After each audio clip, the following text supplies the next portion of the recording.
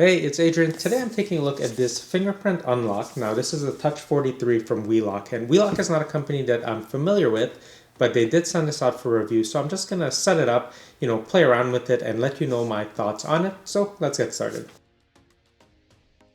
In the package we have all of the lock hardware, we have mounting hardware, installation manual, RFID cards because this can be unlocked that way, and a warranty card. Alright, let's take a look at the design of this WELOCK Touch43. So the overall build quality, it's pretty much, metal all around.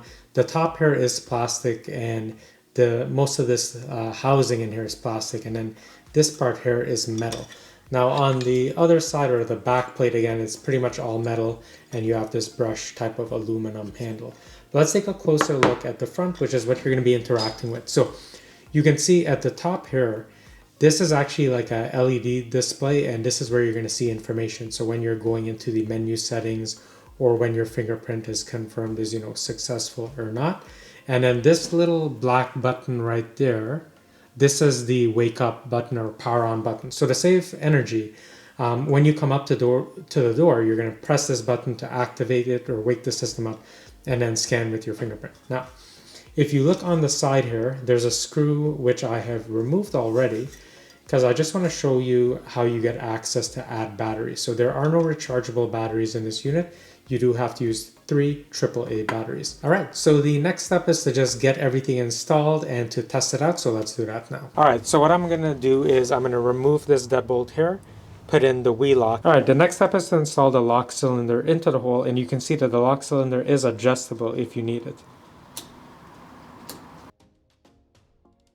All right, so the next step is to put the lock into the hole here, and you can see that there's this kind of like weatherproof plate here with a little channel in the middle. So you're just going to line that up into the channel and then pop it in there and secure it. The next step is to install this metal plate to the lock cylinder. All right, so the next step is to use one of these extenders through here. So this one's a 45 to 50 millimeter, and this one's a 50 to 60 millimeter. So you're going to use whichever one suits the thickness of your door. So for my door, it's not very thick, so I'm going to be using the small size, the 45 to 50 millimeter. And you can see that there's this little extension here. So what I'm going to do is I'm going to thread that through, and then now I'm going to attach the back part of the lock. All right, so you can see there's an opening at the back of the lock here. That's what I'm going to thread right into that extension, and I'm going to attach one screw here and one at the bottom.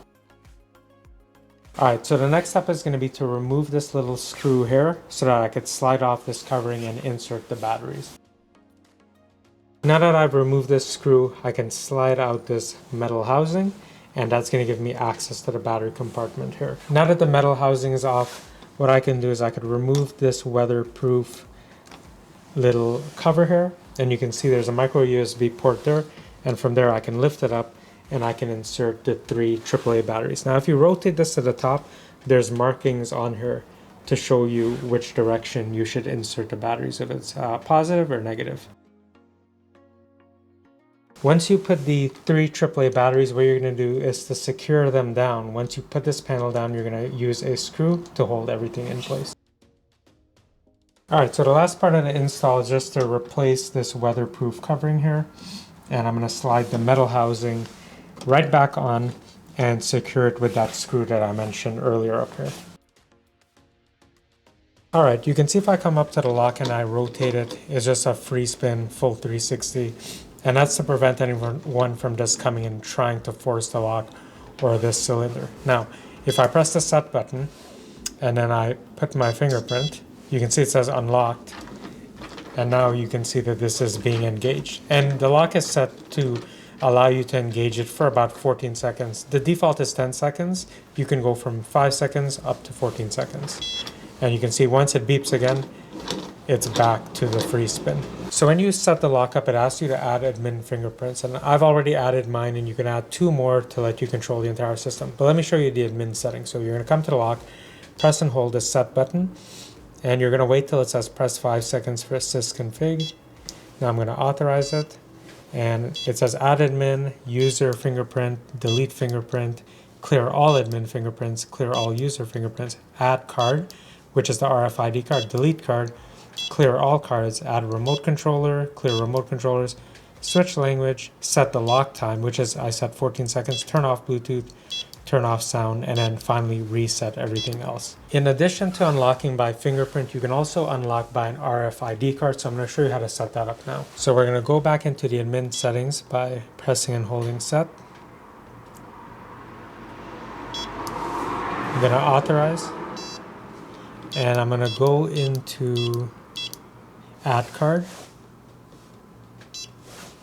Now it says please swipe card, and it says new user. All right, to test that the RFID card was added properly, you can see right now I can do a free spin, but to use the RFID card, what I'm going to do is hit set. Instead of my fingerprint, I'm going to swipe, and you can see it says unlock turn handle. So now I can engage the handle. So this is great to keep on your keychain, or if it's wintertime and you're wearing gloves and you want to take your gloves off, the RFID card comes in handy. So while you can unlock this by your fingerprint or RFID card, there is no option to use a traditional key to unlock it. If these batteries ever ran out, and they really shouldn't, because they do give you a warning when it's at about 20%, it does beep to let you know. But you can always pull this port down, plug in a micro USB cable, you just turn your power bank on, and then it'll supply power for this if those AAA batteries run out. So it's a good fail-safe to have. It isn't on the Play Store. You do have to download an APK, so that's going to be up to you to decide if you want to do that. Now, there's a bunch of options here like authorization, adding cards, deleting cards, fingerprints, factory reset. But the only thing I really use it for is the unlock history. So you can see if you go into here, it does take a while to load up, so you do have to give it time. But what it is it's going to give you a log of all the unlock history, if it was by fingerprint, if it was by RFID card, and you can, take a look at who's kind of coming and going. So you can see here, it shows the different IDs. So that's basically all I use the app for. So, it's probably not necessary. You can do a lot of everything just on the menus right there. All right, guys, so can I recommend this WELOCK TOUCH43? So, I mean, it is an interesting lock. I've never seen something like this where, it's a free spin and then you have to actually authorize it so that, it can engage and then you can turn it. So, I mean, that's pretty unique, pretty cool. Now, where I do have, a slight bit of hesitation recommending it is that, while you can unlock it by fingerprint, while you can unlock it by the RFID card, and it all works really well, there is no traditional area on here where you can insert a key and open it up. And for some people, I think that's going to be a make or break.